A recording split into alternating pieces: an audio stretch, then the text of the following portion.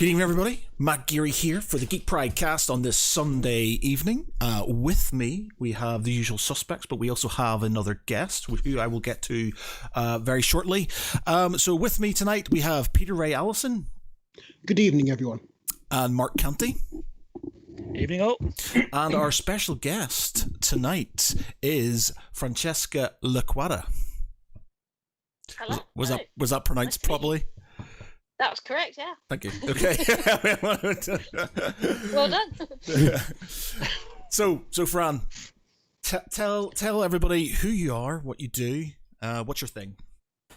What's my thing? I teach people how to sword fight with Renaissance weapons. So I've been practicing and teaching historical fencing since 2010, and I specialise in the side sword and the rapier. So long, pointy, stabby weapons and accompanying weapons, based on how they were taught at the time. So we take fencing manuals from the era, we study them, we translate them, we interpret them, and then we put them into practice. The historical European and martial arts, or HEMA, movement is all about.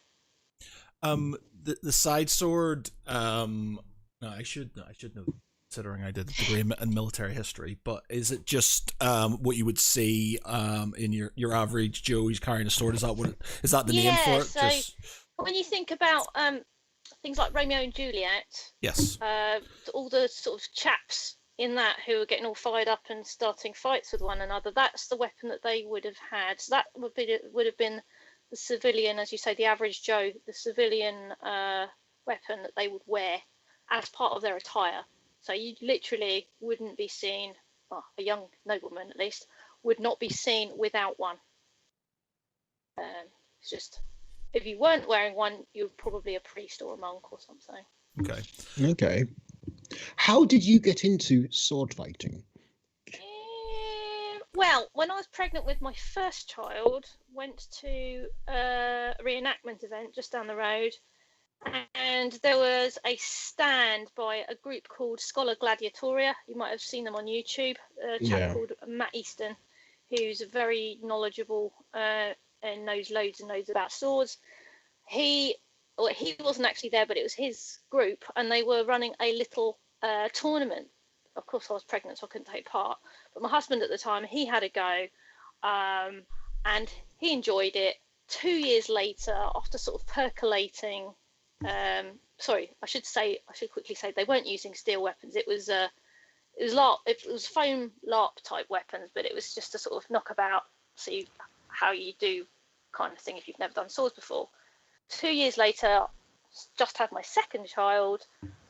We found a school just down the road from us, about a 15-minute drive away, was teaching this stuff with proper weapons, and we thought we'd give it a go, because the classes that were on offer initially from Scholar Gladiator, they were a bit too far out for us. But then when we found that there was a club locally, we went along, had a go, and got completely hooked, and that was it. Nice. Had you had any kind of experience in HEMA or military history before then, or was it just something that grabbed you when you saw it at that? Well, to be honest, what appealed to me is, for a lot of people, it's the same thing that appeals to a little kid when they pick up a stick in the woods and turn it into a lightsaber or a sword, or it's just that very intuitive kind of romantic childhood notion of "I've got a sword" kind of thing, and hitting people with swords is fun. So that was kind of the drive. I mean, I'm very interested in history, but the initial sort of gut reaction was hitting people with swords is fun, and I want to do it. Of course, yeah, no, not being hit by swords isn't quite as fun, but learning how to stop that from happening is also fun. But all the kind of other benefits that come with HEMA, you pick up over time. Like there's all of the context and history behind it, the weapons themselves. You know, it's a really deep rabbit hole to sort of dive into. It depends on whether you're doing it for fitness, whether you're doing it out of like pure geekery and you're like really into the history behind it. There's something for everyone in there. Are you into a specific area of history, or and that sort of helped you in that direction, or No, I mean, I was just influenced by what was on offer, really. I wasn't thinking I'm looking for Renaissance Italian martial arts. That was just what happened to be available from the School of the Sword, which is where I train. That just happened to be what they were passionate about and what they were teaching. Other schools might, the vast majority of HEMA schools, it seems, teach medieval longsword, for example, so the two-handed sword, and from the earlier period it is very, very popular. But yeah, it's often the case of whatever is available to you is what people take on board, so things could have been different depending on my geographical location. I've seen I really got into for a while watching the and I'm not sure who does it, but it's basically they dress up in full plate armor and they batter the shit out of each other with weapons, and it's like it's like MMA but in armor, in metal. So this is like it's got several names. It's Armored Combat League, or it's Heavy Medieval Battle, or sorry, Historical Medieval Battle, I think they call it. That's it, yeah. Or it's Bohurt, or it's Boohurt. It's a kind of adjacent sphere to HEMA, but it's not the same. It's kind of like how, you know, you got LARP, you know, LARP fighting, you got lightsaber fighting, you got HEMA, you got sports fencing, and then you got ACL stuff as well. And several times people have done one of those grids, you know, where how this hobby looks at this hobby kind of thing. All right. Our kind of angle is we are the biggest nerds in the sword fighting community because we read books. And the guys in the armor, are they the jocks? They're the jocks. You know, we've all got something to learn from each other. I think initially there is that kind of, you know, your hobby's too similar to mine and it's not quite the same, therefore I hate you kind of thing. That kind of tribal mentality does tend to rear up initially. But once you sort of break through that and you get to know each other, there is an awful lot to be learned from all these sort of adjacent communities, like Larp Fighters. I've been training a bunch of different Larp Fighters recently, and people who do LARP, because they're fighting a lot, because they're fighting without fear of being hurt, they've got a very good idea about group tactics. They know how to avoid being hit by moving out the way rather than putting something in the way, and they have a kind of a better sort of contextual understanding for how people actually behave in a fight. And people in the Armored Combat League, they have fantastic endurance. You know, if you can do MMA in a metal suit, you know, you're basically bomb-proof. You know, Conor McGregor's. You know. Yeah, you see all the got nothing. You see like the melees they have, and you know. There's like 10 versus 10, 15 versus 15. I think I saw one and stuff, and it's pretty brutal because it's basically you're out when you hit the ground. Basically, if you hit the ground, you fall on your bum, you're out. Or you yield, you're done. But they will literally batter away at you until you yield, and it's not. Yeah. It's you know. I was like, oh, I'd love to try that. I was like, nah, I'm too fragile. You know, I think, you know, my rugby days are well gone past me, and I've got the fear now. So, where does reenactment come into this Venn diagram of HEMA and ACL and the like? So reenactment is kind of like the granddad, I guess, of all these things, or the parent of, at least in the British scene. So the British HEMA scene grew out of reenactment because sort of at a similar time, a bunch of different people in different reenactment groups, not just in the UK, but also in Europe and in the States as well, they kind of thought, well, we're doing all this living history stuff. We're being as accurate as we can in our details. You know, the thread count of the cotton and all this kind of stuff. Getting the right colours, but how accurate is our sword fighting? Because when you're presenting stuff to the public, you can't endanger your fellow reenactors too much by bringing the weapons up to a certain height. You know, you're gonna hurt each other, and the fighting is very much for show. And it's, you know, there's only so much you can do when you're not wearing actual like face coverings and things like this. So they thought, oh, how accurate is it? And they started to do their own research, the sort of smattering of individuals, and they found, hang on a minute, someone actually wrote this down. You know, we don't have to just make it up. We don't have to reverse engineer it from sports fencing. There's actual books that tell us how actual fencing masters, even like if you can go back as far as the Greco-Roman period and look up wrestling. So you got Greco-Roman wrestling, how they were advising people how to fight. I'm just thinking of something my son said earlier about Plato, and Plato wasn't his real name; that was his wrestling name. We don't know what his real name was. Apparently, his ring name was Plato because he was wide. It means wide, like platter. Okay. Yeah, sorry, random thought. Just intruded there. So what was I saying? How HEMA came about. The reenactment scene.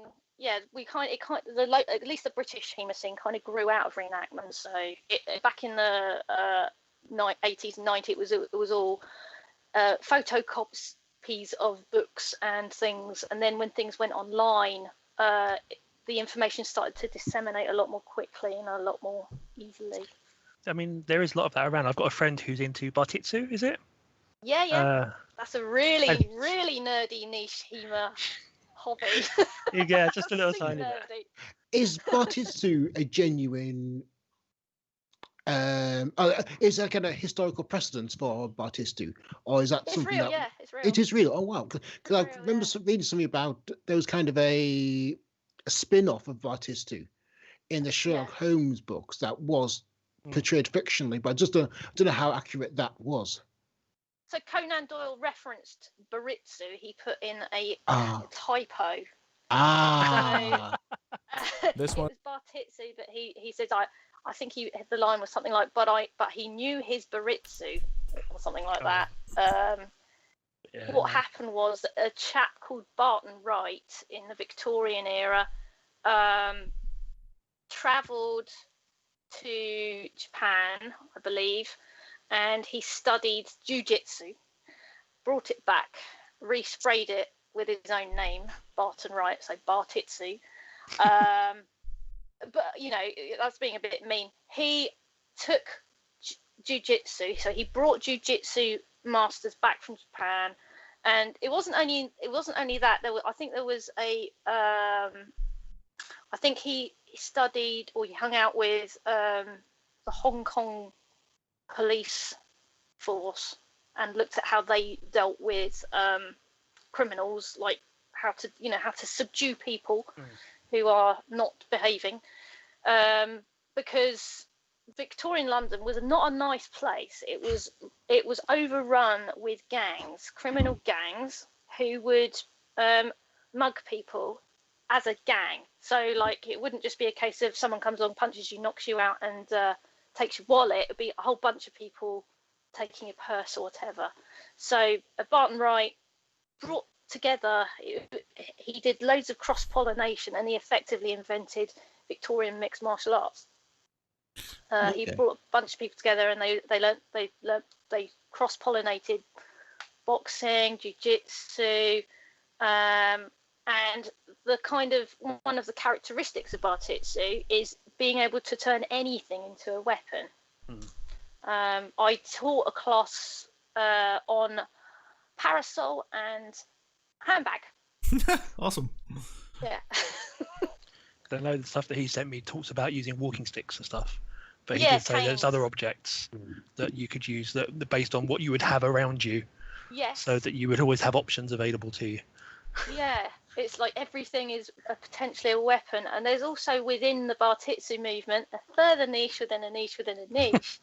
is the Neo Bartitsu movement, which is taking the principles of Bartitsu and putting them in a modern setting. So you could have, for example, someone was telling me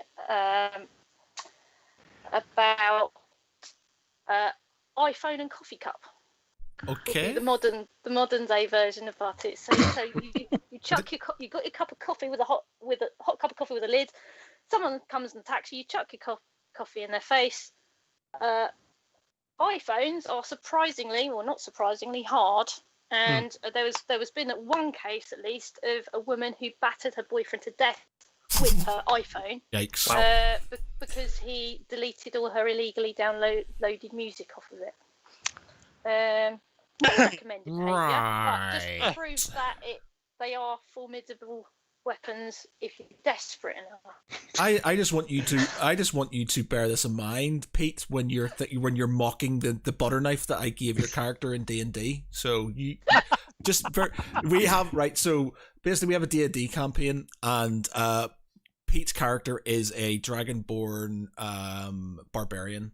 And as a bit of a sort of a lesson, the sort of deity played by myself sort of would say, anything can be a weapon, and and I mentioned the butter knife, and or you said something about a butter knife, and then I thought that was a great thing, because I said, well, a butter knife could be, if it's held to the right place and stuff.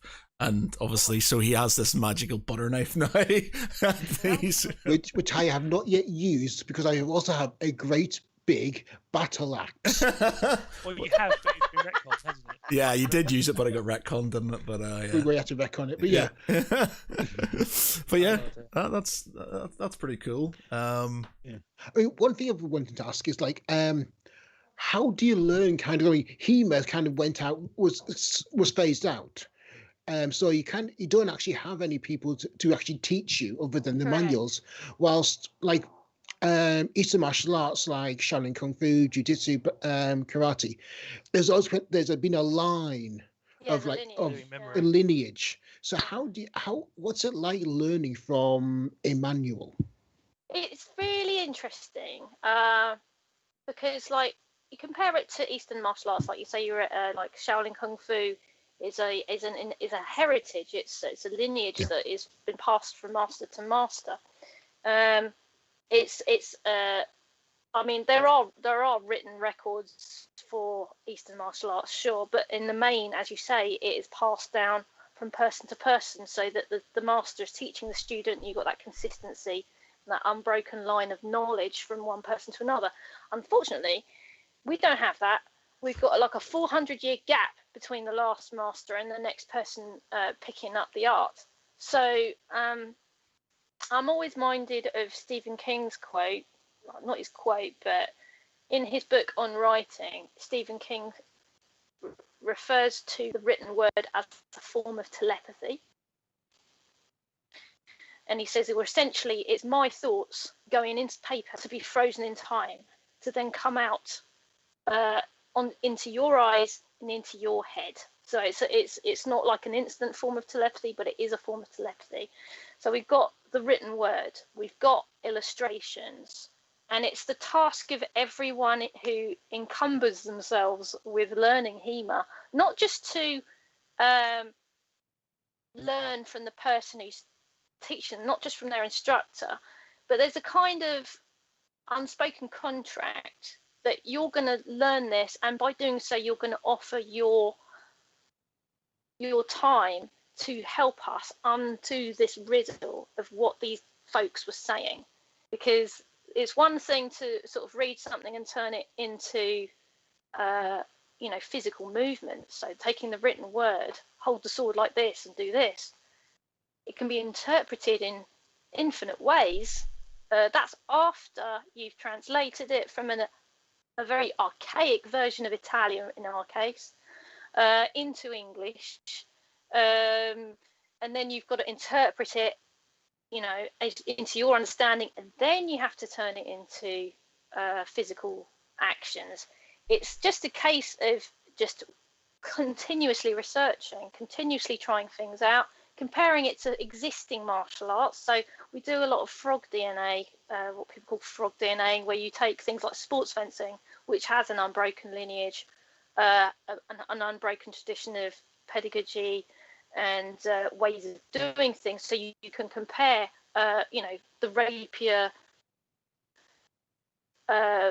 rapier movements that were taught by this guy to how sports fencers move now, and you take into account what sports fencers are trying to achieve and what the guy who was writing the book 400 years ago was trying to achieve, and you try and sort of meet it somewhere in the middle. So that's how we do it. Okay, you kind of translating a static 2D image into a full movement. Just trying to kind of connect how it all blends together must be difficult. It's difficult because sometimes they draw a chap with two left hands. Sometimes, there were no editors in those days. Yeah. So there's the quality of the writing varies. You can have a sentence that runs on over a page, with just commas all the way through. I like to think it's because what they're describing is a continuous flow of movement without any pause. But it's a lot. It takes a lot of brain power. It takes a lot of interpretive effort. Lots of comparing this person's interpretation, discussing it with that person who's been studying it for X amount of time, looking at the pictures, as you say, taking into account how the book was written, because sometimes you can read something through and try and interpret the actions and go, hang on a minute, that just wouldn't work. And there's always the possibility of human error, like the guy's written left instead of right. So it is beset with hurdles, but that's the kind of challenge, because you really, really want to work out what they were trying to say and try and recreate what they were doing. I suppose you have to loop back on it as well as different people come to it and new people come in. Because I was reading a bit about, is it Emily Wilson, who the first woman to do a published translation of the Odyssey the other day. Right. And they were saying that there's been certain parts of the Odyssey in the translations which have been, because they've always been done by men, have been quite harsh in how they describe women and female characters. So they'll imply that certain females were women of negotiable value, for example. Right. And when you actually look at it, the root of the word actually also translates to things such as a maid or a servant. And so she'd gone through the whole thing, and she kept picking out these places where the whole thing was just skewed and had stayed skewed, because people had just kind of run with that being the way to do it for the last however many hundred years, to make the female members of the cast, so to speak, quite badly approached. So the whole translation leans in a very different direction and flows a different way. Once you've had a fresh pair of eyes that isn't afraid to say, but that's wrong. So there's so many. You're seeing a translation through the lens of the translator. Yeah, exactly. And there's assumptions that you forget people make. Yeah. Even just from coming from different so you may have a different approach to something you're looking at from someone who's from Germany, for example, or from someone who's grown up in California. Yeah, I might have a different interpretation from, if I were to pick up a piece into what I think I might have a different interpretation from someone who is a native Italian speaker, for example, rather than a native English speaker who's translating it the other way round. In translation, it's always best to get a native speaker, a mother tongue speaker, to translate the language. So, if you want an English translation, you give it to an English person who can speak Italian. And then, I might have a different interpretation of what someone's trying to do compared to someone who speaks Italian and is a sports fencer or does karate or, has done, whatever our life experiences are, colour, our views and our understanding, which is why it's really important that the HEMA community as a whole does as much research together as they can. That's why you, like you say, fresh pairs of eyes are really important. It's not one of those things where like, oh, this person's been doing it 20 years, therefore they're the authority on it. Because your understanding of a technique, for example, can change from month to month. It's like, I've always been doing it like this, but someone said something to me the other day, and I've realised actually they meant to do it like that, and then it changes the whole perception of what the author was trying to achieve. So does your muscle memory sometimes come into play there as well, that you don't realise that even though you're thinking to yourself at a certain point you twist your wrist, because normally if you were doing that for another thing you'd block that way, for example, that you realise that you're in your head you're saying do this, but your arms are just like, hey, I always do this. I mean, it's, I think that's why one of my contemporary, like, sort of fellow instructors, his name is Keith Farrell, he's been quoted as saying, when you train someone to do HEMA, you're not teaching a student, you're teaching a future teacher, because we kind of expect everyone at some point to be able to explain this stuff back to somebody else. So in the future, most people who study HEMA are further down the line going to be teaching it to others, because it's such a small community, and to try and spread this knowledge, you do like you're saying, muscle memory.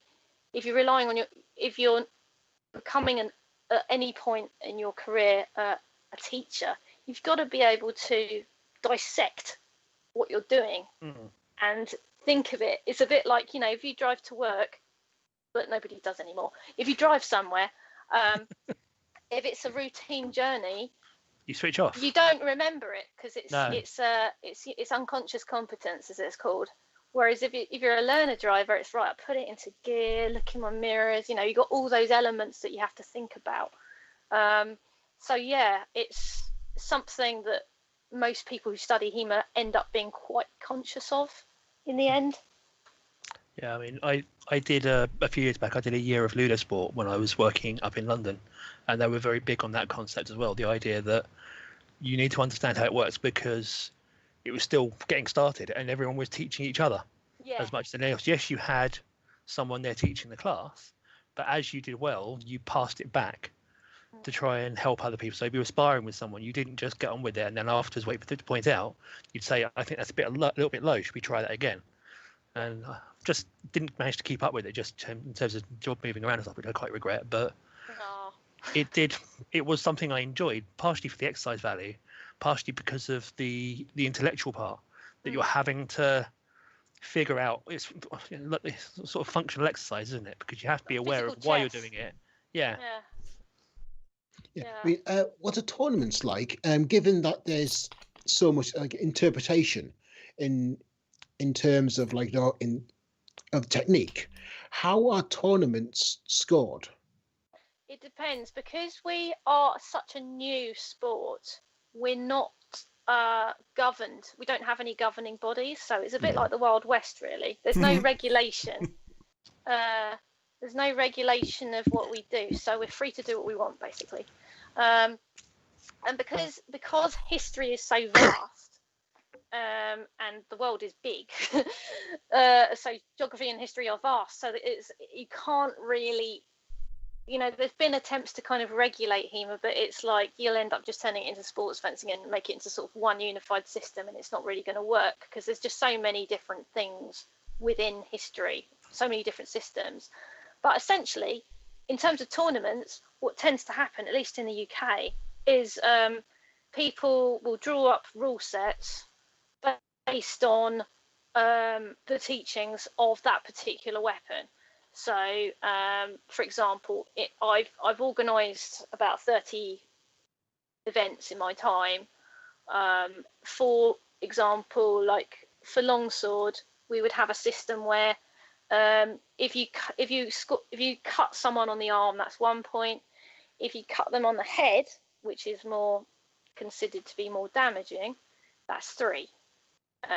So you could either milk someone for points by just continuously cutting them on the sort of lower scoring targets, or you can go for the big sort of money shot, three pointers, which require more skill and because they put you at more risk. So yeah, it varies, but basically competition organisers are free to do what they want, but they do tend to all kind of follow a similar pattern. So like rapier will be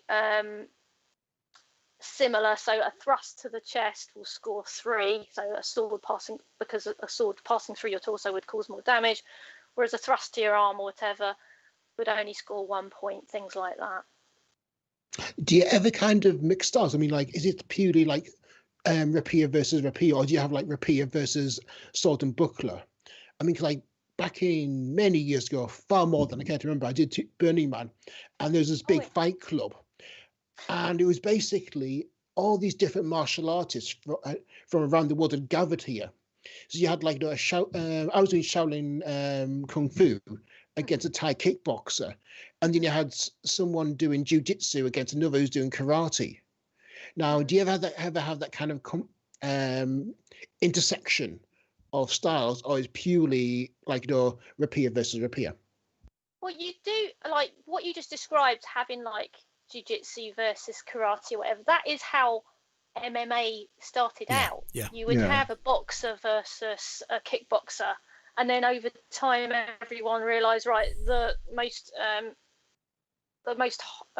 efficient way to do it is like this. So combining these elements of all these different fighting styles, and you ended up with a kind of unified method of fighting. In HEMA, mixed weapon tournaments do happen, but they are not quite as how shall I say it? They haven't got quite as big a following as single weapon tournaments. So the ones that are the biggest draws are longsword tournaments. You tend to get up to 100, sometimes more competitors for that, especially on the continent. Russia, places like that, you have very, very big tournaments for that. I took part in a very small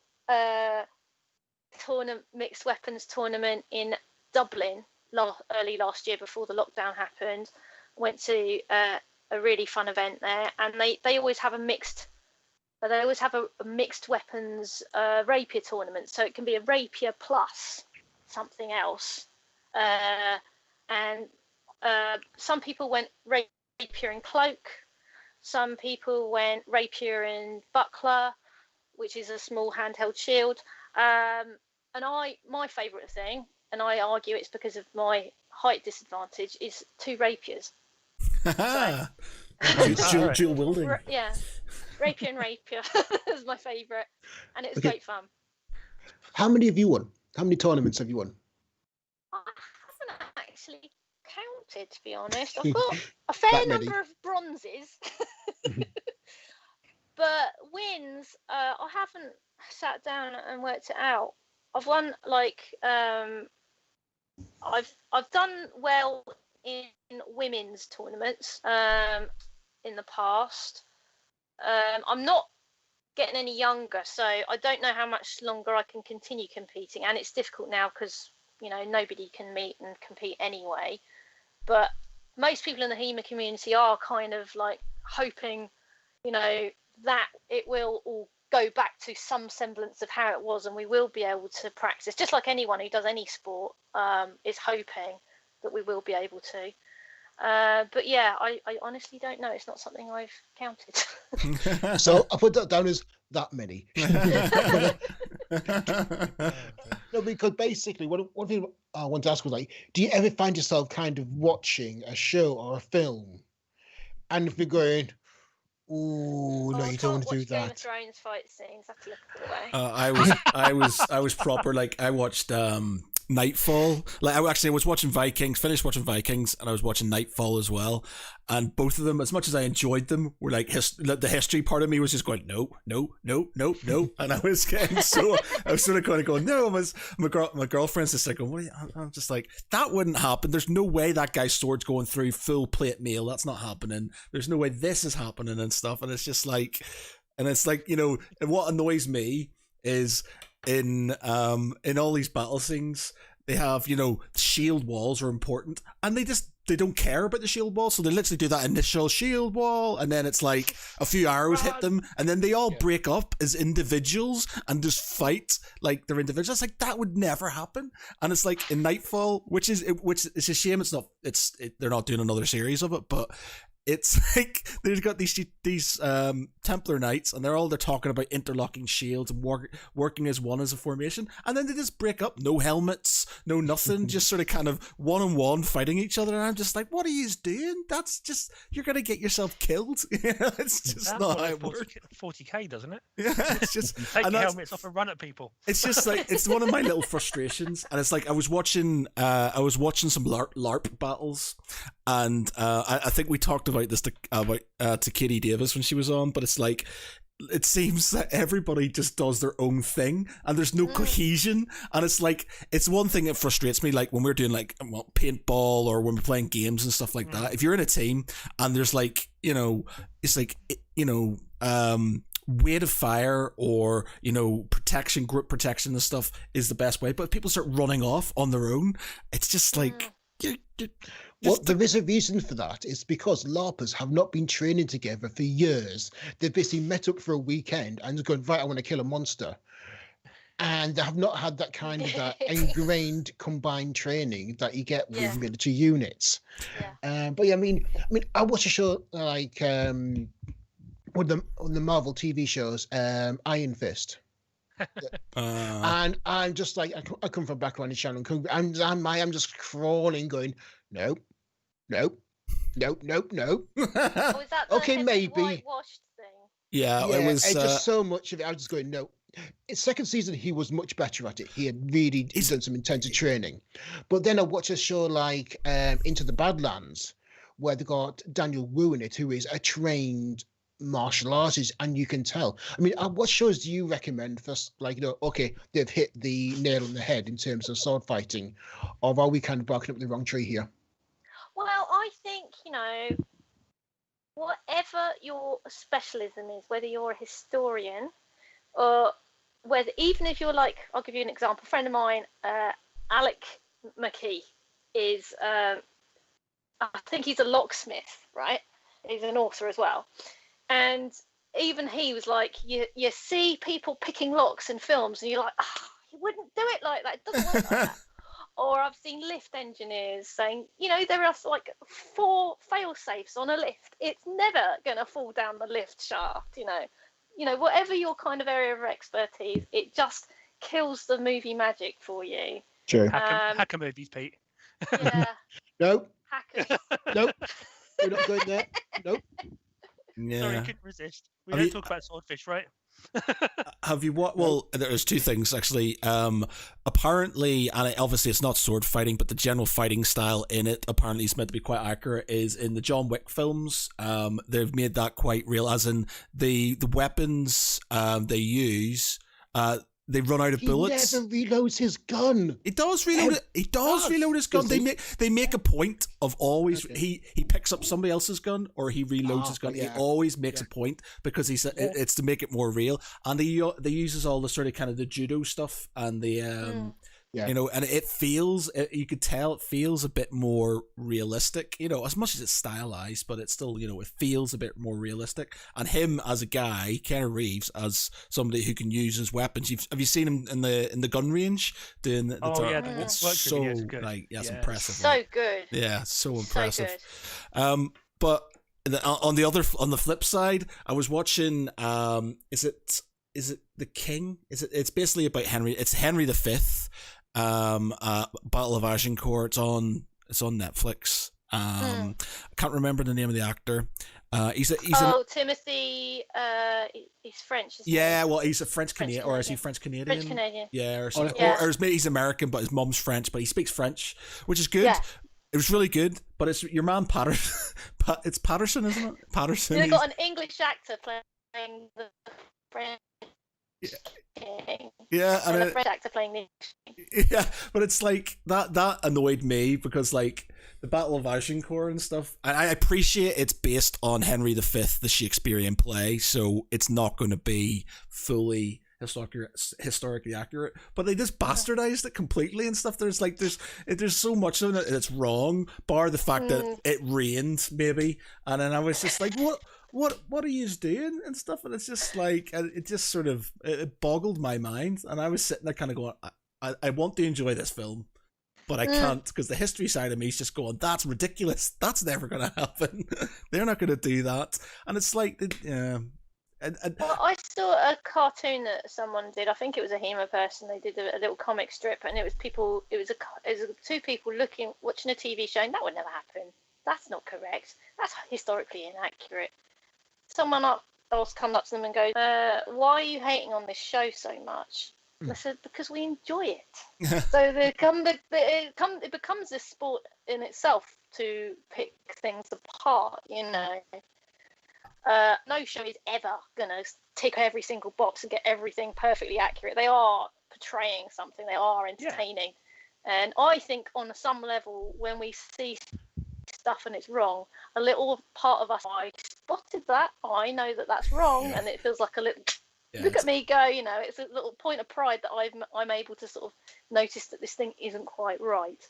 It's like a weird adjunct when it for comes suspension of disbelief, isn't it? Yeah, that's what I was going to say, willing suspension of disbelief. Like once you've got insider knowledge on something, it does take a hefty amount of lifting to suspend that disbelief after a while. It's like, no, I really want to enjoy this show, so yeah, let's just go with that. Let's just say that's how you make swords, and because that's magic, you know, like and you know, Jedi fighting and Sith fighting works because they can see into the future.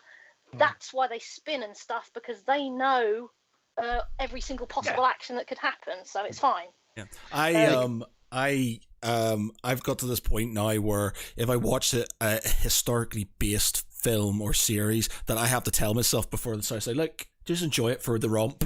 Don't bother. You know, so it's like Nightfall, I loved, but it's just like, you know, and it was quite, you know, dramatic, but it was just like, you know, I had to turn myself off. The history side of me had to be completely turned off, because it's just like, yeah. And I did enjoy it.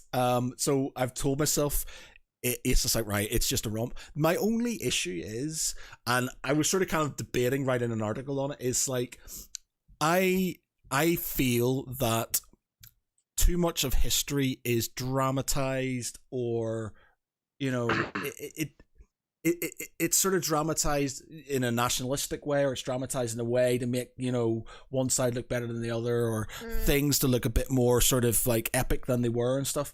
And it sort of kind of takes the edge off, not the edge, it takes off people's ability to understand what happened. And it's like, you know, I appreciate, and I'm not trying to say people are thick or anything, I'm just saying people just want to be fed things. They don't want to, you know, if you're not into history, you're not going to go and read it. And I love history, and I will read, I've got many books ranging from classical period to the modern era, and I've read all of them. And you know, I'll happily read stuff on Wikipedia and Google, and if I'm wrong about something, read another book about it. Oh, I didn't realize that. But there's a lot of people, they just want to watch something and go, well, that must be history, and that annoys me, especially when you get sort of overly dramatized things, because people turn around to me, and I've had discussions with people who will go, yeah, but such and such this happened, or the French did this, or the such and such this. I said, did they really, or did you just watch that in a film and that's the way you take it? And it annoys me because it's used so much as a sort of argument when you're on Facebook. It's like, well, this happened. It's like, no, that happened in Braveheart, but that didn't really happen in real life. And it's just like the show The Crown. They had to make a statement, didn't they? Like, you know, by the way, this isn't actual history. This is a dramatic... Inspired by it, Inspired by historical events kind of thing. Yeah, but even so, it's like... I appreciate you want to make things interesting for people, but it's like, you know, what's the massive sort of bastardization of is it U-57? The Enigma Machine, or the Enigma Machine one. Yeah, where basically they just said the Americans found it. And it's just like they didn't, and it's not meant to be about national pride, but it's like you're literally later on, didn't they? They used it as the excuse for how they knew. Yeah, because but they'd actually been doing it for like 2 years. Yeah, at and that point. it's just like I don't understand that. That sort of upsets me. It's like, because I understand like in things like Nightfall or in Vikings, you know, they just, or in Game of Thrones, you know, they're quite, you know, not, they're shortish, and you want the battles to sort of flow, and you don't want to have this sort of kind of slogging line of guys poking, you know, swords over and under. It would, you know, you're not going to get any excited. So I understand that, but when you sort of have things which are historically sort of written and they're not going to make a difference really to the film, then why change them? And it's just like you're basically giving people who want to be fed history, you know, a fake lies. Yeah, and that really frustrates me. And it's just like, and there's so many times I've had debates with people and they've thrown history facts up, not the history movie facts at me, and I'm just like, that didn't happen. That's not true. And it's just like, yeah, it's quite a blurring, isn't it? Yeah, facts and fiction. Yeah, it's the geeky version of watching Arnie movies and saying, "How did he get up after someone just shot you in the arm with a 20mm cannon?" But, you know, he should have like everything missing from here, and he gets up and goes, "Bandage, right, shoot you." And it's like, you know, there's there are like a few incidences where they kind of nailed down the kind of practical accuracy and to tell a fictional tale. I mean, a classic one for me is Mr. Robot. Completely fictional tale, but the hacking is completely spot on. I'm going, yep. Mr. Robot was like, awesome. So good. As Mark's inferred, I do cover cybersecurity. And yet all the hacking and the security techniques is pretty much spot on. And I mean, just wonder, like from your perspective, Fran, are you kind of watching any show and said, yeah, that fight is good. Yep, I'd do that. What HEMA-friendly films? Yeah. What are HEMA-friendly films? Ones that so HEMA-friendly shows or films that pass the grade. Yeah. Make the grade. Right. Sort of the main ones that people cite and that I enjoy are The Duelists, with Harvey Keitel and David Carradine. Okay. So I think that was a Napoleonic. That is based on history. So that is about two Napoleonic officers who had a dispute, and they had a duel, and nobody won, and they went off, and they just kept meeting, these two chaps. They had a vendetta, basically. They had an argument, and it went on for a decade, and neither of them could kill each other. So they just kept meeting, and it's such a fantastic excuse to show some beautiful. It's a Ridley Scott film, I think, to show some fantastic fencing. So it starts off at the beginning on a farm in France somewhere, and at dawn, and there's two guys with small swords dueling, and then there's a very bloody scene in a barn with sabers. And there's just loads and loads of these fights and these two guys failing to kill each other, but it's all based on true history. So that's one example. Another one would be the Capitan a la Triste movie, which is it's a Spanish language film starring Viggo Mortensen, who it turns out was raised in, I think he was brought up in somewhere in a South American country. I think he was in Argentina or Chile or somewhere like that, but he's fluent in Spanish. So he played the protagonist, Captain a la Triste, and it was actually, I think it was a series of novels that was written maybe within the last century about this chap, but it's set in the late 1500s, early 1600s in Spain. The Reconquest. Was it? The what? Sorry. The Reconquest. So basically against the Moors and so basically the Christian states trying to take on. Yeah. So it starts off a battle in the Netherlands. Okay. So it is like, there's even like the sort of military stuff in that is pretty good.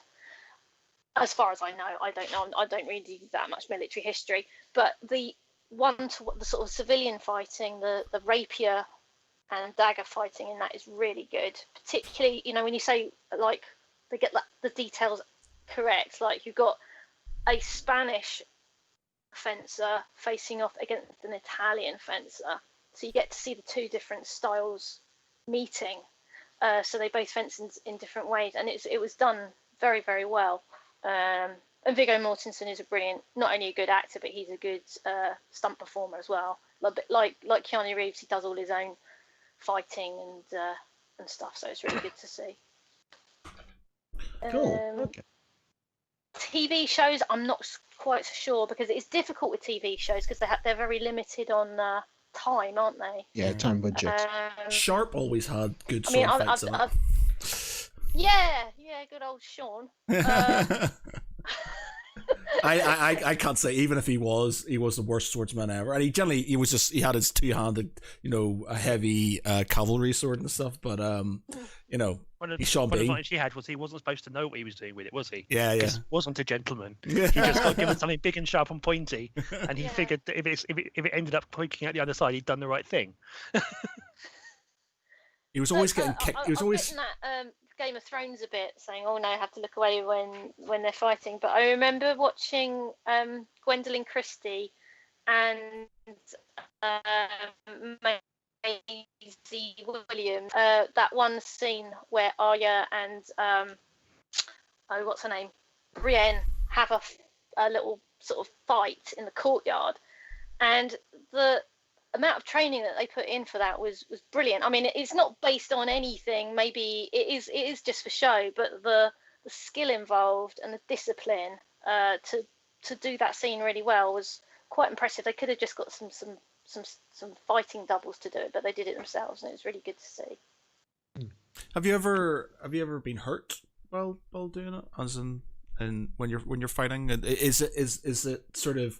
I'm assuming it's more to do with target than sort of than sort of broad strength and stuff like that. So is it less likely that you're going to get hurt while doing HEMA than say how much of a contact sport is it basically? You get bruised. Yeah. You get bruised. You can break your fingers, you can break your nose. Wow. You're in less danger than if you were playing rugby or horse riding, I'd say. Right. Because the real sort of the most common injuries are broken fingers, or probably before that bruises. We do wear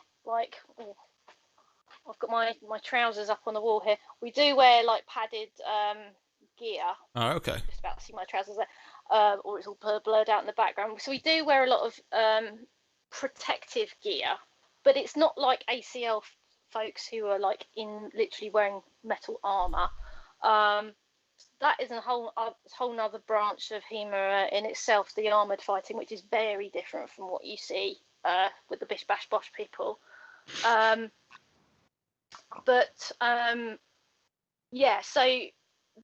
it is a martial art. It's sports fencing itself is very strongly regulated. I think the last time someone died in sports fencing was 1982 when their foil snapped and it broke and it went through someone's mask, went through his head. So the safety measures around sports fencing are very, very strict. So fencing masks are almost over-engineered for safety. All the other gear we wear is it's fairly padded, but it's not like armor, as I say. So you do the biggest sort of safety measure that we have is control. So if you think about people who are doing stage combat, they have enormous amounts of control. So they're able to look as though they're stabbing and cutting one another and stop it like a hair's breadth from the other person. In HEMA, you're actually hitting each other. You don't want to break your toys, so to speak, so you do want to be able to get up and go to work or school the next day, but it is a martial art. Like if you were doing taekwondo or something, you'd expect to get a few knocks now and again, so it does happen. I suppose you kind of need the pain for you to be better at something, because if you're not getting hurt, then you're just going to. Well, prime example is when I was young, or a young rugby player and stuff back in my school days. I used to just charge in and just tackle anybody, and you know, if it was smart or not. And then one day I got really badly hurt, and I was like, I'm going to learn a lesson from that, and so I became a more strategic tackler than just knocking anybody down. So I think the pain maybe sort of helps, possibly. Yeah, I don't recommend pain as a teaching method, but I do call, like, if you get a strike to the mask, it's not going to hurt so much, but then you've got the issues of concussion. So concussion is a real possibility when you're striking someone in the head with a 4-foot piece of metal. The energy's got to go somewhere, right? Yeah, so that has to go somewhere. The mask will take some of it out. You've got to sort of try and arrest some of it, but you know, you can't stop every kind of injury, and you can't rely 100% on your gear. So it is kind of like having to be controlled, and you know what you said about pain teaching you. I remember when I started HEMA, and it happens with a lot of people, you end up with sort of tiger stripes along your thighs from where people are chopping at your legs, and that will go on for a while until you learn to defend your legs, and then you don't get those marks anymore. So you know, it does kind of remind you need to protect your legs by being hit in the legs. Being hit in the head all the time is a really good way to learn to protect your head. What is the biggest noob move? So, is somebody starting? What do they all do? What's the big mistake that they always make?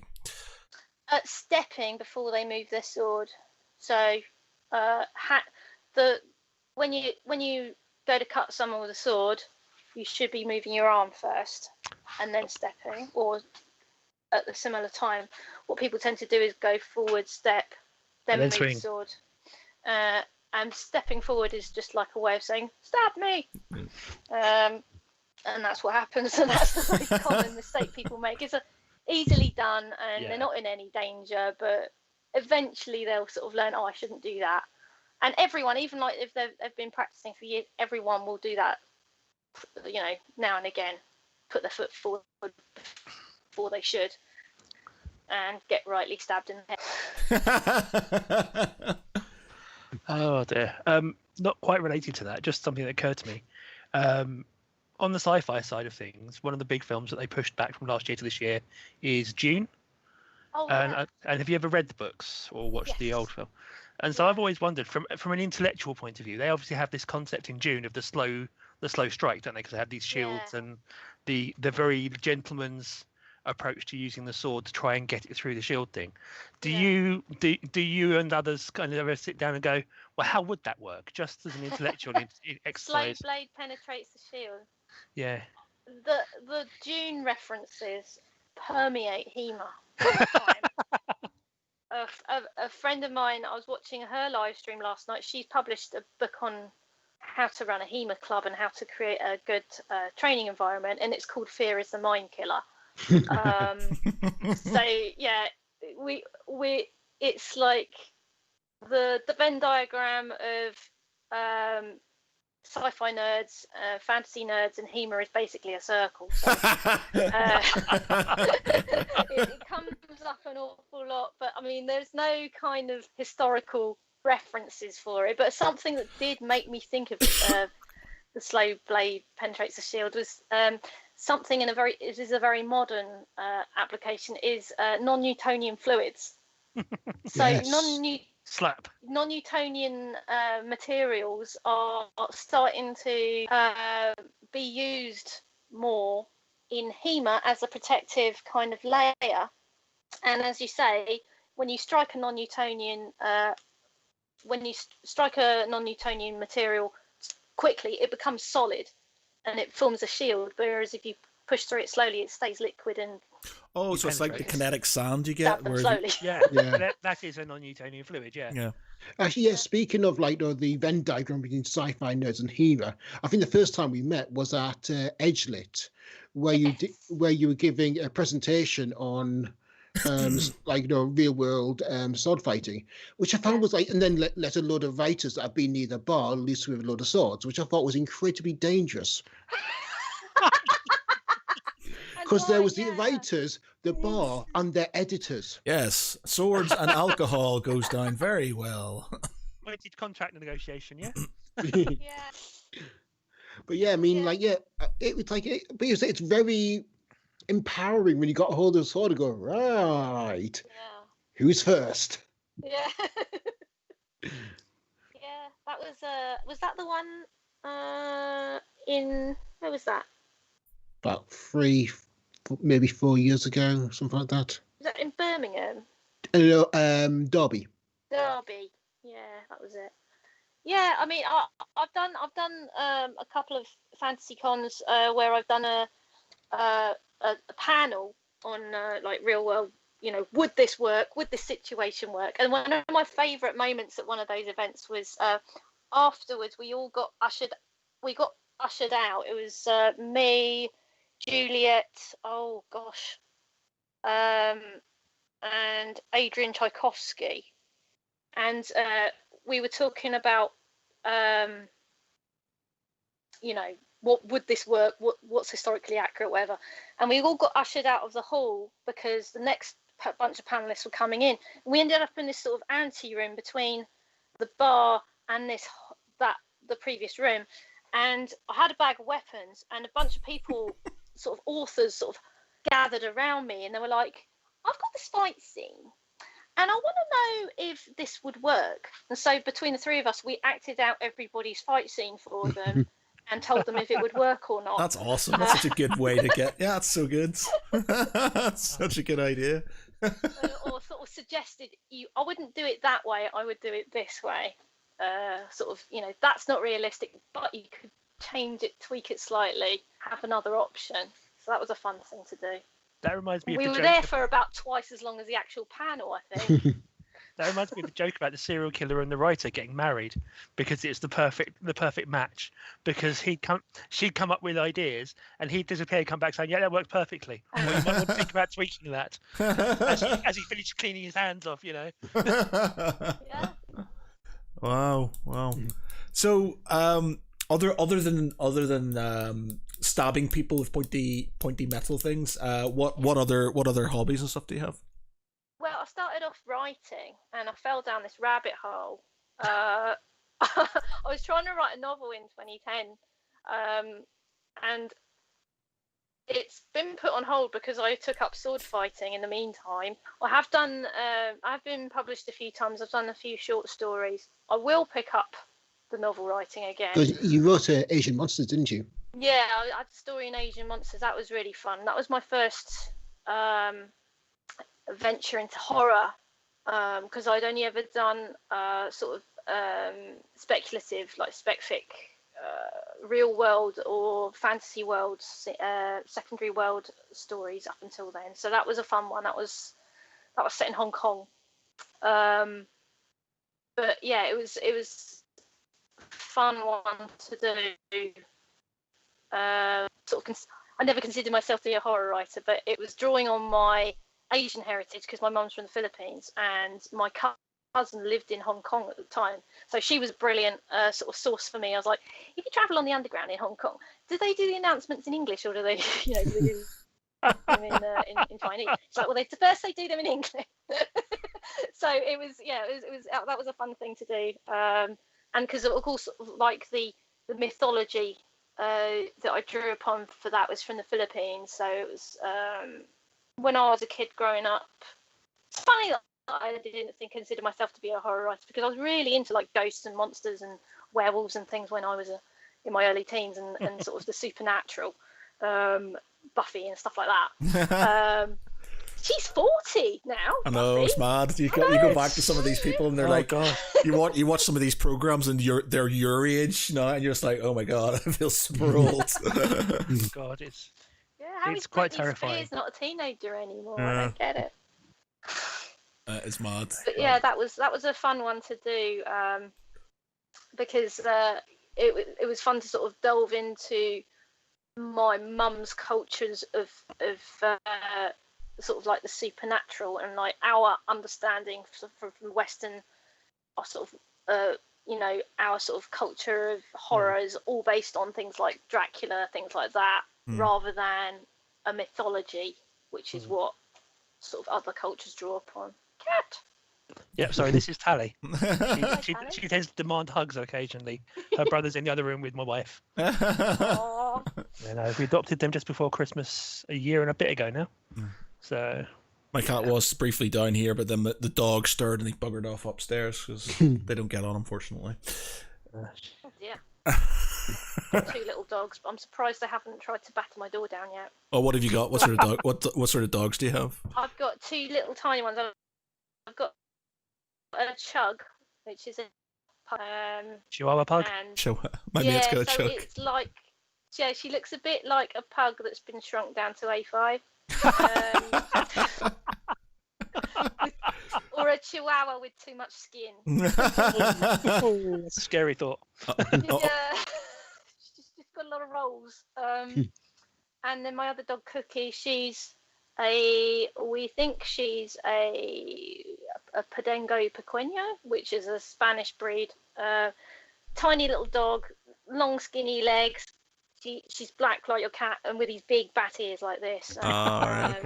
We got her from. They're both rescues. Cookie was on death row, basically in Spain. She was 8 months old, and about to be euthanized, and she was rescued by Sussex Small Dogs Rescue. She's a great little charity, so we're very lucky to have her. And what's the Chug called? Peach. Peach. Okay. Yeah, I've got a thing about naming my dogs after food. Oh, I thought you'd name them after sort of like rapier masters or something. Yeah. Don Juan. Don Juan, or Alfieri, or Ganti. So Peach, when we got her, she was called Princess, and my kids didn't like the name, and I said we don't want to change her name too much because she won't respond. So why don't we change it to Princess something, like Princess Leia or Princess Xena. Peach. Yeah. So we ended up with Princess Peach. So she's just Peach now. Oh. So I suppose we're quite lucky. The other one is Mushroom. Mushroom. Yeah. If it was a boy, you could have called it Wesley from the Princess Bride. Oh yeah. How has lockdown affected you and HEMA? Obviously, you can't meet up to like stab people, but how have you kind of adapted to lockdown and quarantines? Well, my main lockdown project has been a podcast, but it started off as a live stream. I was doing a live stream twice a week because one of my events that I've organised since 2017 is a HEMA event for women. So it's women attendees and women instructors, because I'm trying to sort of elevate women within the HEMA community. Martial arts is a mostly sphere, as in most people who do martial HEMA is no exception, and I kind of want to promote more female and now non-binary as well, so I've opened it up to non-binary folks as well, so it's women and gender minorities. So I'm trying to sort of elevate women instructors in particular, because if people see women instructors, that inspires them to keep going and to sort of become an instructor themselves. So I was supposed to do an event last March with approximately 100 people attending, and it didn't happen. Like a lot of conventions and things didn't happen. So I thought, well, I'll just interview my instructors instead. I'll just talk to them if we can't have classes with them. And then I ran out of people to talk to. So I found all the previous instructors from the previous years that I'd done the event. And then I just started doing, you know what, I'm on a roll here. So I've been interviewing people every week. And I think I've done my 60th interview this evening. I don't even know if we've got 60 podcasts. I'm trying to figure it out. So I did my 60th interview, and about sort of halfway into this, someone said to me, because the format of the interviews was on Instagram Live. Not everyone's got Instagram, and not everyone's got the time to sit down and watch a video for an hour. So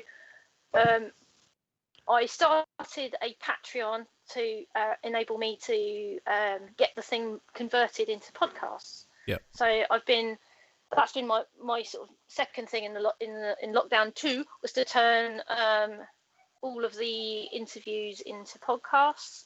And here we are in lockdown version 3.0. My current venture is I'm teaching people online, because I haven't been able to. Well, I did manage to get out, and in the summer when we were able to meet up in the groups of 6, I was able to teach 5 of my students at a time in the park. Now it's only one person. I can teach one person at a time in the park, but it's not very efficient. So I'm now, I don't know, I honestly don't know why I didn't think of it sooner, but a lot of people in the HEMA community have been teaching over Zoom even before COVID hit. It means you can reach a bigger audience in different time zones, different countries. So that's been my latest thing. So I'm teaching people online now, and I'm loving it. Absolutely loving it. I suppose also with as you were saying, with the community being quite widely spread and diverse, getting into that side of things allows you to cross-pollinate different ideas and run stuff past each other. So someone can maybe do an individual lesson with someone in something because they're not sure about a particular area, or they want to test out a theory. Whereas it's a bit cheaper than catching a flight across the world and finding a hotel room, I suppose. Exactly, and I'm thinking like a lot of conventions are starting to go online as well. Yeah. So you can have a lesson, as you say, you can have a lesson with someone without having to leave your country or even your living room. You know, things like panels don't have to be done in person; they can be done online. Have you thought about some of the teaching platforms as well? I know I've seen some where, you know, traditionally, they'll teach you like how to use programs and things like that. But I've seen some starting to run teaching certain other teaching skills or doing sort of basics of martial arts and stuff, where you can record it all once and you have an income stream coming back from it regularly as people subscribe, because you get a percentage back or they pay X amount for it, whatever. So, I mean, would be surprised if more people looked, if that might not be an option from your side of things, because lots of you with different fringe interests or specific ideas might be able to sort of get back some recurring interest that way as well.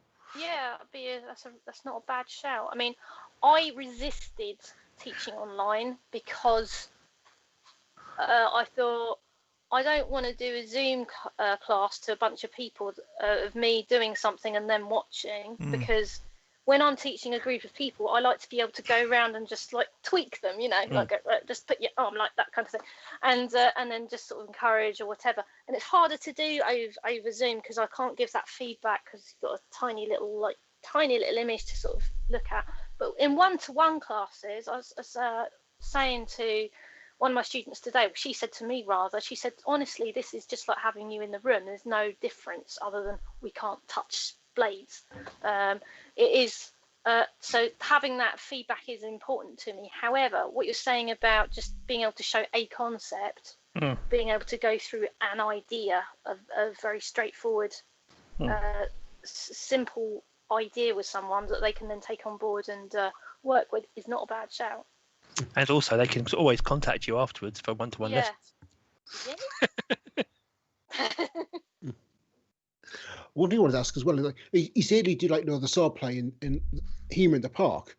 What's been the response by the general public seeing you in like in full armor and like a assortment of swords? Yeah, it's fun. On a Sunday in particular, you got what I call the dad whiplash effect.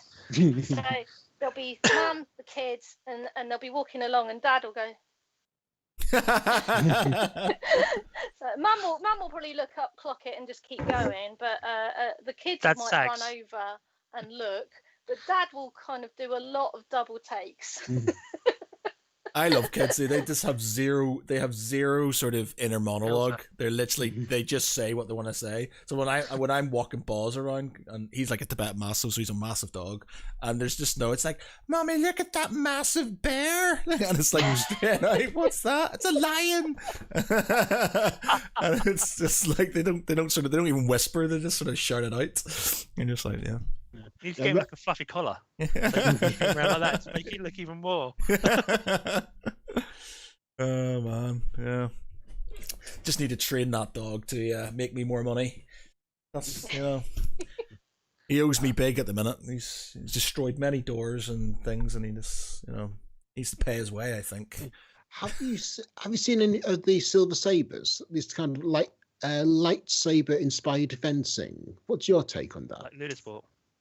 Oh, the lightsaber type stuff. Yeah, Because that was what Ludosport was that I did. Ludosport, yeah. It's not for me, but Yeah. I'm not knocking anyone who does it because it looks like fun, right? it's looks lightsabers. Like fun. It's lightsabers. You're bashing each other with lightsabers. I think it's a nice way for lots of people to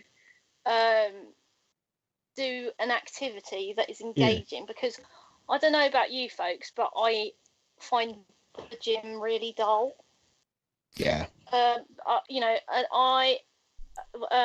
of you asked me earlier if I was ever into. I thought you were going to ask me if I was ever into martial arts. The answer is no. I never. I was the kid who had a note to get out of PE, like laminated almost. I had a reason. Like every week, I'd say to my mum, "Please, can you say I can't do PE because of this?" I just hated physical activity. Whereas now I'm lifting up things and putting them down again so that I can get strong enough to do the thing that I really enjoy. And I think if you can find an activity that engages your mind as well as your body, which is where I think people who love the gym, not to knock people who love the gym or gym activity, what people tend to like about the gym is it becomes a kind of meditative thing for them. Yeah. Or it's like I have a physical need to exercise and it's like going into the zone. I'm not one of those people. I can't engage with what I'm doing unless I can take my mind off the fact that it's making me fit. So something like Ludosport, something like Lightsaber is a game. And it's like when you're a kid again, like I say, when you're in the woods as a kid, you pick up a stick and you run around till you're breathless and you have a load of fun and you don't even realise that you're pumping your heart and elevating your heart rate. You're just enjoying it. And I think that's what I think what fails a lot of people at school in terms of physical education is finding a physical activity that they truly love. And I think lightsaber is something that can fulfill that for a lot of people. Yeah, I mean, like, I tried going to a gym once many years ago, back when I actually had a proper job and not freelancing now. And I hated it. I absolutely hated it. But then I got myself a bike and I thought, yeah, this is much better I'm out on a bike pretty much every week more if I can, weather permitting. But I think one thing that what you're saying about how it engages the mind or the body. I did LARPing for the first time about 5 years ago. And I was running around at the height of summer in full-length leather armor, charging around, attacking monsters, and I must have sweated buckets. Because it was just drenched and oh man, and I was like, okay, I could see how you can get fit doing this. Yeah, it's because it's your mind, isn't it? Your mind is completely elsewhere and stuff. It's engaged. Yeah, it's engaged. It's just like I go through periods of going to the gym a lot. I haven't been lockdown's just been an excuse not to go or do things and stuff. Even though my work will give us like 300 quid towards sort of gym stuff, gym memberships, and even I found out I can buy gym equipment for the house and they'll pay for it, which I might do. But I would go every lunchtime.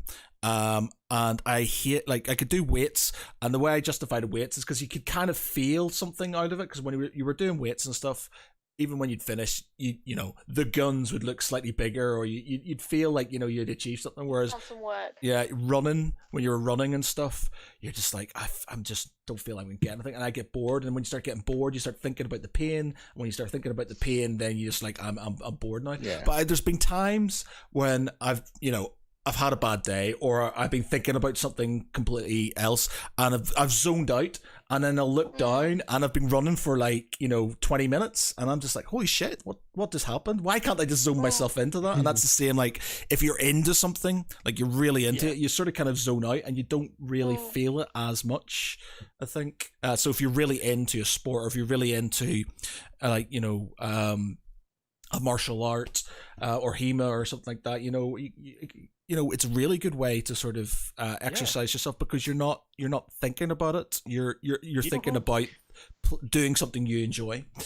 You're not thinking about the time. You're not thinking, oh god, I have to do this for another hour. Yeah, exactly. So like, That's I used to get that with the Luda Sport. I did it for a year, and I was working in London at the time, and it's like an hour on the train, an hour on the underground, and then getting back and stuff like that. And you do 3 hours at the end of work, then you'd be on the train on the way back. You're like, oh my god, this hurts. But next week you go back and you're just going through it, and you don't think about that bit because you're in that thing, and you're excited enough to go back because you're looking forward to the bit, and the bit at the end of it gets easier, as you said, but you don't notice that really because you're driven by the wanting to do the bit, and everything else is that little bit of a price you pay because you're doing something you enjoy that just happened to, as you said, be making your body actually give a shit and get better at it. So the guy who came up with the concept of flow state, he's a Hungarian chap. His name, I can't remember how it is, but it sounds like Cheese Sent Me Higher. That's how I remember it. I have to look it up, but the flow state, the state of being in the zone, is when the activity becomes the reward. So you're not doing it because, I'll lose weight or I'll get stronger. It's just I enjoy what I'm doing, and that is the kind of goal of any kind of. It could be anything. It can be driving. It could be knitting. It could be fencing. It could be playing a computer game, cooking, any of those things where the thing that you're doing just brings you pleasure, and you're just in that moment, fully enjoying it, and everything else is kind of driven out of your mind.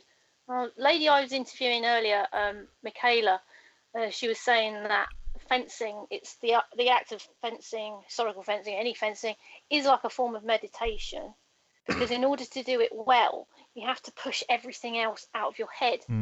And it's that focus, that complete focus and being in the zone, that is relaxing as well. It's not just about enjoying it. It's like, I can switch off from all those other sort of concerns. My body, I can exercise my body, and my mind is kind of been cleared out of all these distractions that bothered me all day long. The coronavirus, will I have a job tomorrow? All that kind of stuff. It's just that moment of pure clarity. Yeah, because I remember one of the things Sifu was teaching me when I was doing Shaolin Kung Fu was that you learn Kung Fu, then you unlearn it, and then you basically learn it. And it's basically you don't think about what you're doing, and you just do it. You just rely on pure instinct, where you can just have this conscious mind just kind of switch off a bit and just rely purely on your subconscious and just do what you're doing, rather than, right, I'm going to do this now and do this. No, you just do it. It's like what I was saying about the driving analogy, when you're learning a drive. So you've got 4 stages of competence. You've got the conscious competence where you have to think about it. Sorry, you've got conscious incompetence where unconscious incompetence, sorry. So you don't know that you don't know. Now we're on the Dunning-Kruger curve, right? So we've got the people who don't know that they don't know anything. They're like, this is easy, I'll just pick the sword up and this is fine. And then you've got the the conscious incompetence. So you know that you don't know. It's like, there is so much to learn and I don't know it. And then you've got the conscious competence. It's like, I can do it if I think about it. And then you're back to unconscious competence where it's just second muscle nature memory and you can just do it. Not thinking, overthinking, thinking, not needing to think anymore. Yes. And that's when you sort of have to go back again and, like you say, learn it all again. It's like, I've learned all this stuff, but I can't describe to you how to do it, so I have to learn it all again in order to teach it to someone else. Yeah. Okay.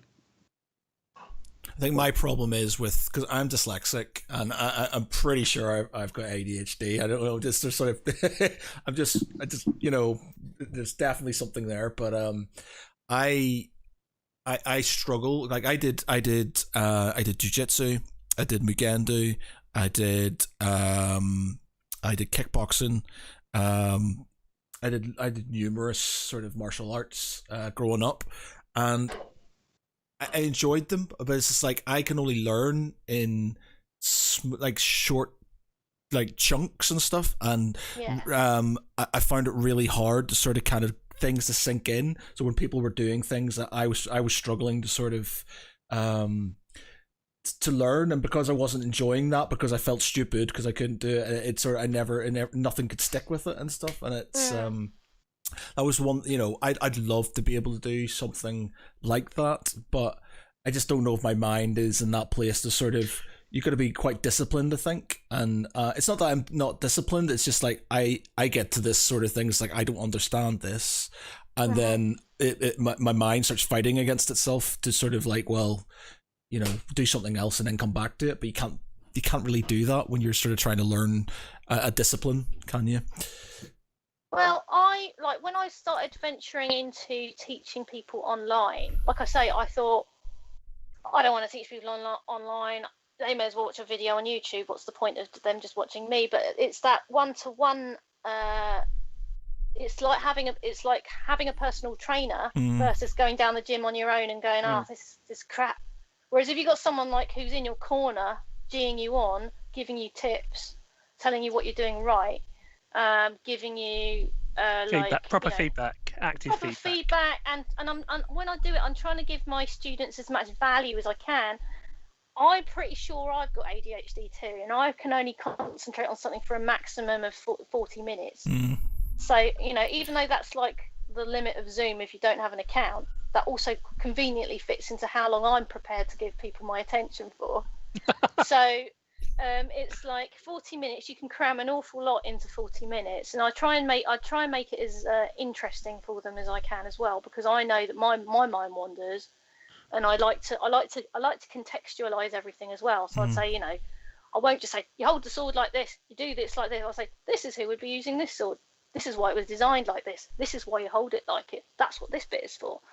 So I like to kind of give people sort of little extra nuggets of information as I go. And, you know, normally when I'm teaching in pre-COVID times, I would do like a 6-week course, like 6 weeks introduction to swordplay. And after 6 weeks, you can go, yeah, I've done that. I've had enough now. I'm going to go off and I'm going to learn something else. That's enough for me. Or you might go, I'm really like intrigued by this and I want to dive in deeper. People hang around and they do a few more years, or they just keep going. But I've kind of gone on a completely different route, and I'm just doing one-to-ones, and I'm teaching people for very short periods. It used to be like a 2-hour lesson, now it's like 40 minutes. I'm finding that even though, you know, we're kind of concentrating all our time, you can fit so much information in there. And the feedback that I've had from people is, and I've realised it's my favourite way to teach as well, is to teach one-to-one rather than a whole bunch of people, because really, like you say, it's that feedback that matters. It's like saying, you're doing that bit really well, keep doing that. Just someone just saying, you know, that is working really well for you, or try it a bit like this. I think for myself, like when I would go to the gym, like I would go my own. I would go for 45 minutes, an hour.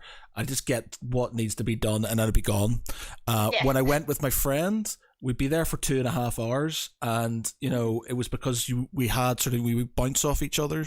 I think with the martial arts, it was big classes. There was no sort of real one-to-one sort of training. I am very much down to, I learn things so much better if it's contextualized, if something's visualized and shown to me. I can't read it. I can't learn stuff off books and things, really. I need to sort of have this visual sort of thing. You know, it's like I play guitar, and I've learned, not because I've learned from tabs and stuff. I've learned by watching people and going, well, the hand goes there, the fingers do this does this, and somebody sort of come along this makes this sound, or this does this, and I find that a lot easier to pick up and learn. So yeah, I think the one-to-one thing would be very advantageous for a person like me, I think. Yeah. I mean, and like you said, like another advantage of one-to-one is the personal trainer can sync in with your learning style, whereas the person teaching a group is just delivering information like to a classroom of students. They're just, giving out information. It's like a broadcast rather than a conversation. Yeah. Once you get past about 10 people, it might as well be a university lecture theatre with 300 people in there, because you can't. You're just talking at people at that point. You're not talking to them, are you? Yeah. I mean, I do go around and try and spend as much time as I can with people individually. It was great in the summer because I had small classes, and we were in the park, so we weren't limited by time, and we could spend hours in the park just until the sun went down, really. And we were like, we could just talk about stuff. We could try stuff out. It was very different. It was a very interesting time. For learning. Something Matt said, and which kind of keyed with me and I wanted to run past you, was like my perception. Like, I've done various martial arts before I settled on Shaolin Kung Fu as being one for me. It's like my view is that there's a martial art out there for everyone, and it's very much depending upon the flavor and your personality and how the two interact. I mean, I've done karate before, but I found some of them was just a bit too aggressive for my liking, and I found like the more softer Shaolin Kung Fu, which is internal, more balanced, and where balanced the mental and the physical, that was really much more my liking. I really kind of engaged with that. Is now this long way around of saying that, is that kind of same for HEMA? Like, are different types of swordplay more attuned to different personalities and philosophies of each people? Yeah, 100%.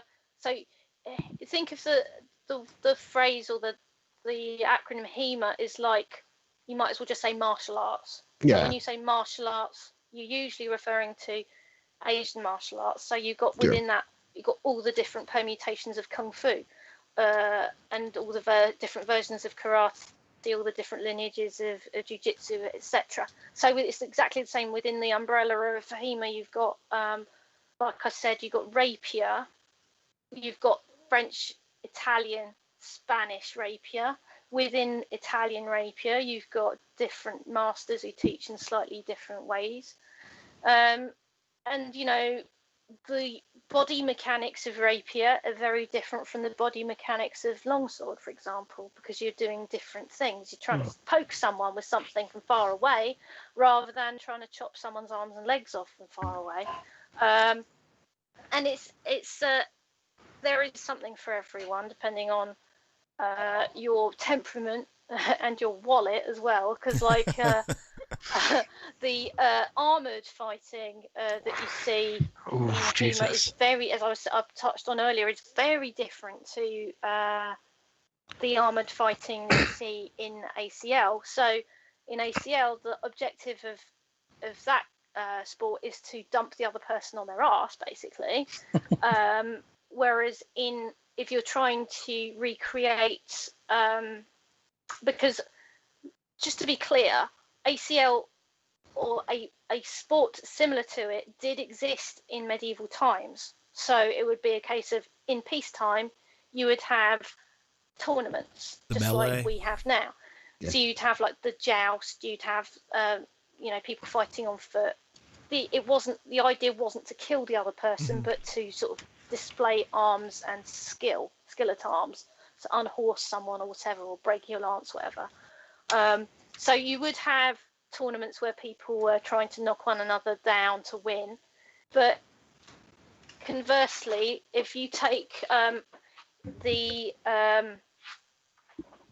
just one moment, please. I hope she's coming back with a sword. No. So if you were to take armored fighting, I think you said earlier, Matt, about a sword wouldn't go through a breastplate. That just wouldn't happen. Yeah. So quite rightly, if you're fighting in armor and you've got swords, you would hold the sword in two places. You'd hold it on the handle and you'd hold it on the blade, and you'd be trying to work the point into all the gaps in that other person's armor, and it basically becomes like grappling, or it's somewhere between grappling and trying to open a can. Yeah. Or you're trying to work the point of your sword into the visor slits or whatever. It's all those things. Find a joint, stick something in it, and pull until something comes off. Even with even with chainmail and stuff, with a chainmail and a gambeson on, you're gonna struggle getting the sword through that and stuff. It's just not sort It's rapiers. Yeah, that's what hence rapiers. But yeah, it's just like But yeah, I suppose the style and the actual nature of what you're swinging around as well. With the rapier, it's very controlled movements.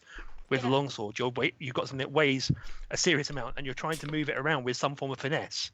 So you need an awful lot of muscle bulk, I suppose, as well as control. That's a bit of a misconception, actually, because the rapier weighs about the same as a longsword. Okay. I blame D&D for that one.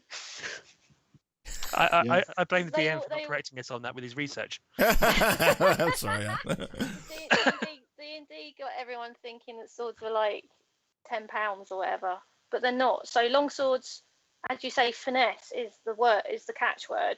Finesse is what you're trying to learn. There's this weird, I think it's because we look at sports fencing and you think, oh, look at all that finesse. Therefore, the further back in time you go, the less finesse there is. But there's always been finesse. It's the application. So longswords do require finesse. They do require an awful lot of skill. It's just a different style of fighting. If the fighting that we do in the majority of HEMA is from the standpoint that the two people fencing don't have armor on. So like we do have armored HEMA, which I described just now, but like in rapier, it's a civilian weapon in a civilian setting. It's unlikely that you would have a breastplate on. You might do if you were feeling particularly paranoid walking around town. You thought you might get into trouble, but chances are you wouldn't have anything protective on. So it's like rapier. The rapier is longer, weighs the same as a longsword, and you're only holding it in one hand. So it's not a light, flimsy thing. It's just as heavy as a longsword. But conversely, like a longsword isn't like a big, cumbersome, heavy of it that you swing around. You do so with finesse and with skill. Other sort of styles that you're saying, Pete, about like there's a different martial art for everyone. So you've got the small sword, which is like the Regency era weapon. The swords after the rapier got smaller and smaller because if you wanted to sit down and watch a recital, you didn't want your sword to catch on your chair. I'm sorry, was that your foot? So they got, after the side sword era, they got longer and prettier and more ornate and became the rapier, and it became very trendy to have an extremely long sword. But then that went out of fashion, and they got dinky again, a bit like phones, I guess. They went small, then they got big, and then they got small again. Now they're big again.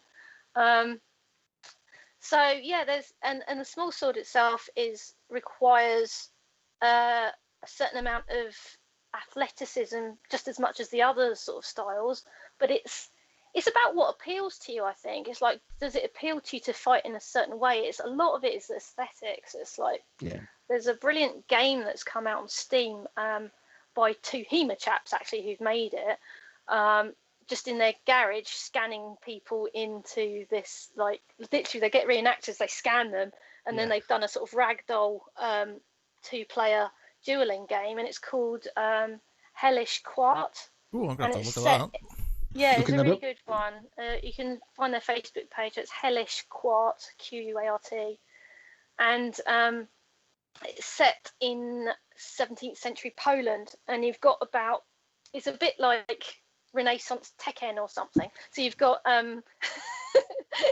you've got about 7 different fighters that you can choose from. There's like a longsword fencer, there's a rapier fencer, there's a saber fencer, and you go up against one another, and they've done motion capture of HEMA fencers to get all the motions, cool. Actions correct.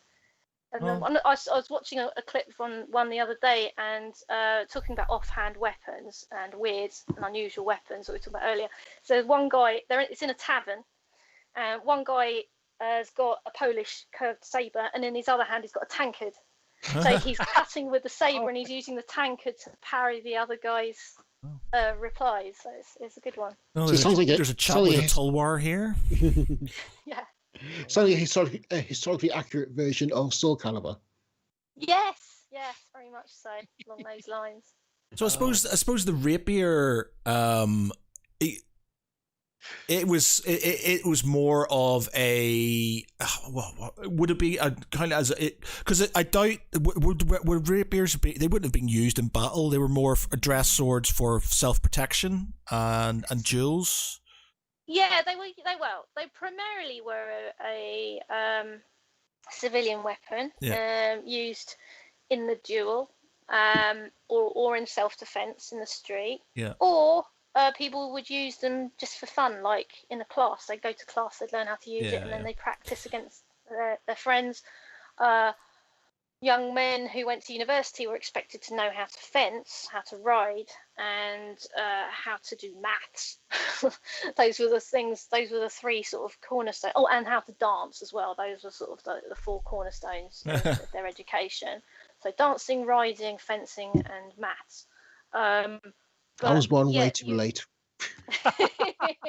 People say that, like my next door neighbors, we should have been born in this time. I was like, back then it was pretty shit. It's just like it's super romanticized. Yeah, but at university you didn't get to stab people. There's probably a good reason vaccines. For that. No vaccines for anything. Yeah, true. I'm pretty sure if we'd been allowed to stab people when I was at university, they'd have had an awful lot of extra lecturers coming in. So for rapier, was it used in war? Yes, it was. So you think of your side sword or your rapier as your sidearm. So it's a bit like an officer's pistol, in the same way that a knight's sword would have been his last resort. So you carry a sword into battle, but you only end up using it if everything else has gone badly wrong. So your first port of call would be a pike or a lance or something long and pointy, or something that shoots something from far away. Yep. And then when if you want to avoid toe to toe if you can. Things go wrong when they're up close, right? Yeah, that's not a good idea. But you'd absolutely have one for when the shit is really going down. There were some. I'm just having a quick Wikipedia, and it says there were some war rapiers. It says it is mainly for civilian and dueling, but there were some war rapiers. Yeah. Okay. Yeah. So they would be slightly heavier. Yeah. And more for cutting. And I think the reason that the civilian ones are not as robust is because probably lots of reasons, but the two main reasons that come to mind are convenience. Like, you don't want to be carrying a really heavy sword around because it's a fashion statement, really. Yeah. It's like your car or whatever. You don't, it doesn't have to be a tank. So, but the other reason would be, so convenience, you didn't want something too heavy, but the other thing would be literally fashion. So it would be something that is lightweight and appealing and pretty. Plus, as you said, you wouldn't have to worry about the other person wearing armor. Yeah. So it doesn't need to be as heavy because it's an awful lot easier to go through brocade or silk than to go through plate mail or ring mail, I suppose. Eh? Yeah, I guess.